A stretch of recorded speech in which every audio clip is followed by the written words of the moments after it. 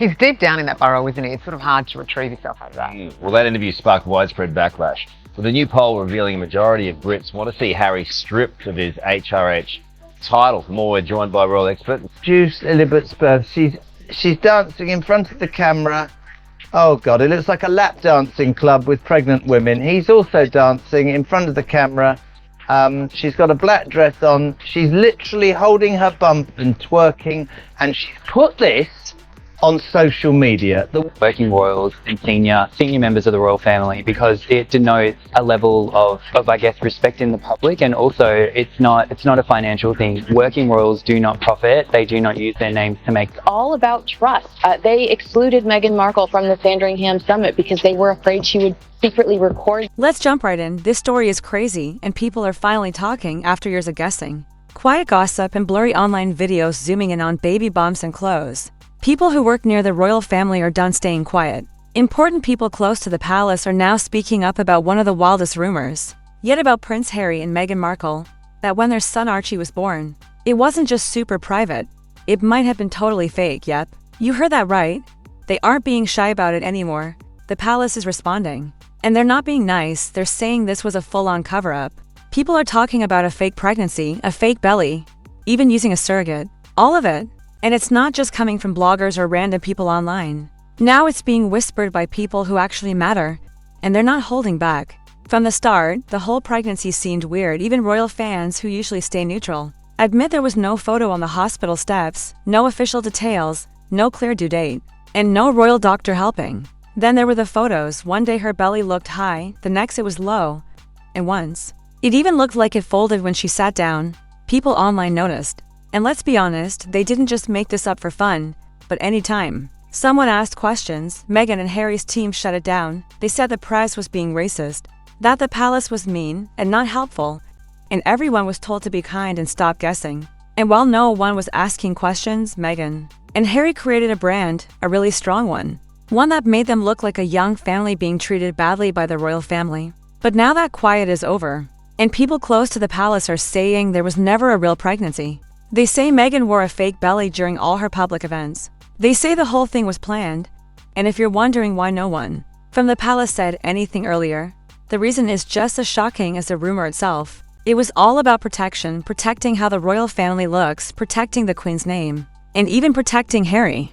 But now that Harry and Meghan are totally doing their own thing and saying bad things about Charles, William, and even Kate, people in the royal circle are saying they've had enough. Some people are even quietly looking at documents, medical files, travel records, dates. All of it is being checked again if the palace actually speaks up publicly. It could be the biggest royal scandal in years, because this isn't just about being private, it's about trust, following rules, and maybe even tricking people. If Archie really was born by a surrogate, that's not just a personal choice. In the royal family, who's born to whom is a big deal. It's not just a family thing. It's a legal one. Royal baby births follow very old traditions for a reason. There are strict rules, and this might have broken them all. What makes it worse is how Harry and Meghan talk about Archie in every interview, every show, every podcast, and every business deal. They've really leaned into the image of being sweet, caring parents. But if the whole world was tricked, if this was all just a big plan, then people might stop feeling bad for them. And people are mad, not just in the palace, but in countries all over the world. Leaving the royal life is one thing. Changing the story and using a child in that story? That feels really wrong, and now it's getting even weirder. Some people who were around Meghan during the pregnancy are finally speaking out, quietly, but clearly. They say things didn't make sense. No one saw a baby room being set up. Meghan kept everything super private about the medical stuff. Staff were told not to ask anything. One even said it all felt like acting in a movie instead of a real pregnancy. And for Harry, this brings up another big question. How much did he actually know? Was he part of it? Or was he also tricked? If he helped, then he has a lot to explain. But if he didn't know, then this relationship might have some very dark secrets. The palace still hasn't made a public statement, but people around them are talking loudly. They're done trying to protect Harry and Meghan. Now they're protecting the royal family. The Queen might not be here anymore, but the royal family she built is something Charles and William don't want dragged through the dirt. And that's the big thing. For a long time, the royal family stayed quiet. Maybe they were scared. Maybe they wanted to stay classy. But when people start lying and the public asks questions, The truth doesn't stay hidden if this story keeps growing like people say it will. Things are going to blow up, there might be court cases, people will argue like crazy, and Meghan and Harry, who already have people doubting them, might not survive as stars. This isn't just celebrity drama anymore, it's about how the royal family looks, what it stands for, and how it's all set up. The trust is broken, the world is watching, and Meghan and Harry, they better be ready because the mess they started is now catching up with them. Here's what's interesting. When people started questioning how Archie was born, lots of other stuff started to make more sense. Meghan and Harry are now suddenly trying to make their kids part of the royal family, yes. The same family they said hurt them, and it's making people raise eyebrows. And the palace isn't falling for it, not this time. Insiders are saying Meghan and Harry are trying to make their kids important royals again. After years of leaving the family, sharing private secrets, and making money from royal drama, now, all of a sudden, they want their kids to have titles, be recognized, and even show up at royal events. It's the total opposite of what they said before. But when you step back, it doesn't seem confusing. It feels like it's all part of a plan.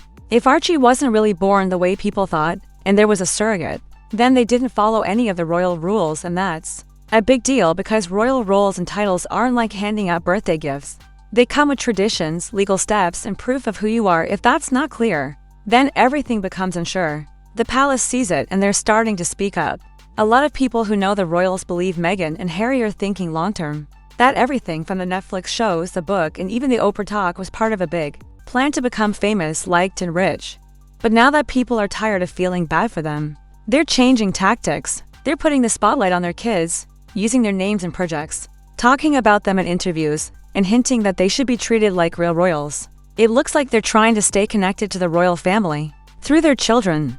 But here's what's really upsetting the palace. You can't trash the royal family, leave the country, stop talking to everyone, and then suddenly ask for royal benefits for your kids. That's not how this works. Especially not when there are still big questions about how those kids even became part of the royal family in the first place. To people inside the palace, it feels sneaky, planned out, and kind of rude. And it's not just about looking good, it's about setting an example.